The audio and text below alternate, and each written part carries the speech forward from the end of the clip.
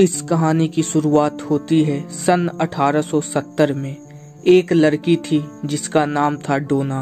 उसके माँ ने उसके जन्मदिन पर उसे एक डॉल गिफ्ट करी। उस लड़की को पहले से ही गुड़ियों का शौक था, इसलिए वह अब तक उन चीजों से खेलती थी। डोना उस समय मेडिकल की पढ़ाई कर रही थी और एक अपार्टमेंट में भाड़े में रहती थी। उसके साथ उसकी एक रूममेट भी रहती थी जिसका नाम था एनजी।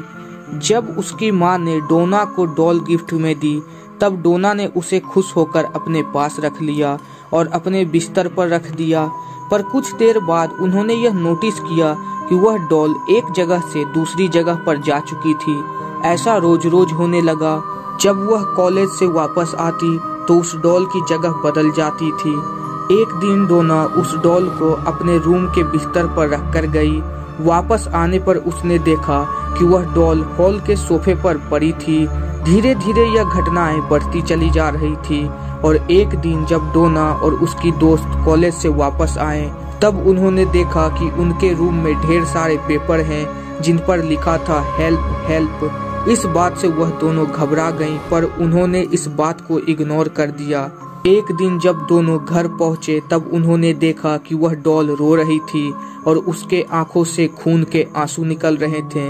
इस बात पर वो दोनों इतना घबरा गई कि उन्होंने पैरानॉर्मल एक्सपर्ट को बुलाया। उस एक्सपर्ट ने उस डॉल को चेक करके बताया कि उसमें एक मरी हुई लड़की की आत्मा का वास है जिसका नाम था एनाबेल हिगिंस।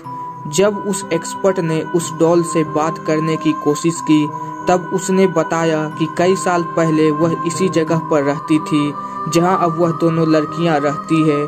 उसने यह भी कहा कि उसकी मौत सिर्फ 7 साल की उम्र में हो गई थी। आगे उस डॉल ने कहा कि वह उन दोनों लड़कियों के साथ सेफ महसूस करती है और उस एक्सपर्ट के जरिए डॉल ने उनसे पूछा कि क्या वह उनके साथ रह सकती है। वह दोनों लड़कियां तब मेडिकल की पढ़ाई कर रही थी और लोगों का भला करना उनका काम था, इसलिए उन दोनों लड़कियों ने उस डॉल पर दया करके उसे अपने साथ रख लिया। कुछ दिनों बाद डोना और एनजी का एक दोस्त जिसका नाम था लो, वह भी उनके साथ रहने के लिए आ गया और लो एक दूसरे कमरे में रहने लगा। लो को उस डॉल में बहुत गड़बड़ महसूस होती थी और वह उन दोनों से कहने लगा कि इस डॉल को दूर फेंक आओ। पर पैरानॉर्मल एक्सपर्ट ने कहा था कि वह डॉल सिर्फ 7 साल की लड़की की आत्मा है और वह किसी को भी नुकसान नहीं पहुंचाएगी, बल्कि वह सिर्फ प्यार चाहती है। पर डोना नहीं जानती थी कि लो की बात ना मानकर वह कितनी बड़ी भूल कर रही है। एक रात जब लो अपने कमरे में सो रहा था, तब आधी रात को उसकी नींद खुली। तब उसने महसूस किया कि वह खुद को हिला नहीं पा रहा है और वह घबरा गया। तभी उसे बच्चे की हंसी सुनाई दी। जब उसने दूसरी तरफ देखा तो एनाबेल डॉल उसकी तरफ ही चली आ रही थी, लेकिन वह अपने शरीर को हिला नहीं पा रहा था। डॉल उसके शरीर पर आकर रुक गई और उसे घूरने लगी। फिर वह डर की वजह से बेहोश हो गया। अगले दिन जब उसे होश आया तो वह बहुत डरा हुआ था और समझ नहीं पा रहा था कि जो घटना कल रात उसके साथ घटी वह सच है या उसका कोई भ्रम। एक दिन लो और एनजी घर में अकेले थे, तब उन्हें अपने कमरे में से एक अजीब आवाज सुनाई दी। उन्हें लगा कि कोई चोर अंदर घुस आया है, पर जब लो ने उस कमरे में जाकर देखा तो वह रूम बिल्कुल खाली पड़ा था और फर्श पर वही डॉल गिरी पड़ी थी। फिर लो को अपने चेस्ट पर बहुत दर्द महसूस होने लगा, मानो कोई उसे नोचे जा रहा हो। जब उसने अपने कपड़े खोले तो देखा उसके शरीर में कई बड़े और गहरे नाखूनों के निशान थे और उनमें से खून निकल रहा था। धीरे धीरे उस घर में ऐसी अजीब सी घटनाएं घटती चली गई, पर डोना और एनजी को यह लग रहा था कि कोई 7 साल की बच्ची ऐसा कर ही नहीं सकती। पर लो के कहने पर उन्होंने एक प्रीस्ट को बुलाया जिनका नाम था फादर हैगेन।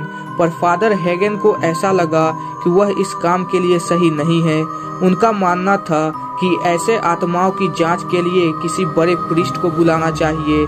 इसीलिए उन्होंने बहुत बड़े प्रीस्ट फादर कुक से कांटेक्ट किया और फादर कुक ने एड और वारेन से कांटेक्ट किया। जब इन्होंने उस डॉल की जांच की तब उन्हें पता लगा कि इस डॉल में किसी 7 साल की बच्ची की आत्मा नहीं बल्कि एक शैतान की आत्मा थी और वह शैतान एक बच्ची बनने का नाटक कर रहा था और उसका मकसद प्यार पाना नहीं बल्कि डोना या फिर उसके किसी दोस्त के शरीर पर कब्जा करना था। यह जानने के बाद डोना बहुत ही ज्यादा घबरा गई और उसने डॉल को एड और लॉरेन वारेन के हवाले कर दिया। एड और लॉरेन वारेन उसे अपने साथ लेकर जाने लगे और जब वह उस डॉल को अपनी गाड़ी के पिछले सीट पर रखकर घर जा रहे थे तब उन्हें कुछ अजीब सा महसूस होने लगा और अचानक ही गाड़ी की स्टीयरिंग और ब्रेक लॉक होने लगी और एक जगह जाकर गाड़ी का संतुलन पूरी तरह से बिगड़ गया। तब उन्होंने होली वाटर छिड़ककर उस डॉल को शांत किया और वह कामयाब हो गए। आखिर में वह अपने घर पहुंच गए पर उनके घर में भी वह डॉल एक जगह से दूसरी जगह जाने लगी। उसके बाद उन्होंने एक Catholic priest Father Jenson Bradford को बुलाया। उन्होंने उस डॉल को उठाया और कहा, तुम सिर्फ एक डॉल हो और तुम किसी को नुकसान नहीं पहुंचा सकती। और यह बात कहकर वह अपने घर की ओर चले गए और थोड़ी देर बाद उन्होंने एड और लॉरेन को फोन करके बताया कि वह एक एक्सीडेंट में मरने से बार बार बचे। तब एड और लॉरेन ने यह फैसला किया कि वह इस डॉल को एक विशेष लकड़ी के बक्से में रखेंगे और उस डॉल को म्यूजियम में रखा जाएगा जहां वह आज भी रखी हुई है, एक लकड़ी के बक्से में बंद। पर इसका मतलब यह नहीं कि वह किसी को नुकसान नहीं पहुंचा सकती। एक दिन एड और लॉरेन का एक रिलेटिव आया। तब उन्होंने अपने रिलेटिव को इस डॉल के बारे में बताया पर उस रिलेटिव ने बिना कुछ जाने ही उस डॉल का मजाक उड़ाया। अगले शाम जब वह अपने दोस्त के साथ बाइक पर जा रहा था तभी उसके बाइक का एक्सीडेंट हो गया जिसमें उसकी दोस्त की जान तो बच गई लेकिन वह आदमी मारा गया। बाद में उसके दोस्त ने बताया कि वह डॉल के बारे में ही बातें करते हुए जा रहे थे और उसका मजाक उड़ा रहे थे। तभी उस बाइक का कंट्रोल अचानक से बिगड़ गया और उन दोनों का एक्सीडेंट हो गया और एक्सीडेंट भी इतना भयानक हुआ कि उस आदमी के बीच में से 2 टुकड़े हो गए। आज भी एनाबेल डॉल उस म्यूजियम में रखी हुई है और यह दुनिया की सबसे श्रापित डॉल मानी जाती है। तो दोस्तों, आपको यह एनाबेल डॉल की रियल स्टोरी कैसी लगी यह आप हमें कमेंट्स में जरूर बताएं और अगर यह वीडियो पसंद आई हो तो इस वीडियो को एक लाइक करें, हमारे चैनल फैक्ट बस्टर को सब्सक्राइब करें। हम मिलते हैं आपसे अपनी अगली वीडियो में इसी तरह के एक दिलचस्प टॉपिक के साथ। जय हिंद, वंदे मातरम।